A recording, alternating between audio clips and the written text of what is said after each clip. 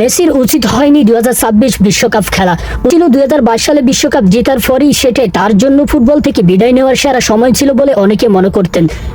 অনেকেই বলতেন 2026 তরুণদের জায়গা ছেড়ে দিয়ে অবসরে চলে যাওয়াটাই তার জন্য আদর্শ হতো। তার নাকি বয়স হয়েছে। মেসিকে শুধু গোল বা রেকর্ড দিয়ে বিচার করা যায় না, মাঠে এবং মাঠের বাইরে তিনি দলের জন্য যা করেন সেটি তাকে অন্যদের থেকে আলাদা করেন। 6টি বিশ্বকাপ খেলার রেকর্ড। মাঠে নামার সাথে সাথে মেসি ইতিহাসের প্রথম ফুটবলার হিসাবে 6টি ভিন্ন বিশ্বকাপ খেলার অনন্য রেকর্ড গড়লেন।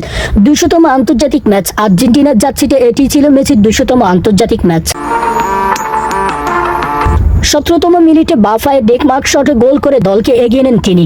দ্বিতীয় গোলটি করেন 60তম মিনিটে অ্যালেক্স ম্যাক্স আলিস্টারের শট আল জাজিরিয়ার গোলরক্ষক ফিরিয়ে দিলে ফিরতি বল ডান পায়ে ট্যাপ ইনে মেসি নিজের দ্বিতীয় গোলটি করেন।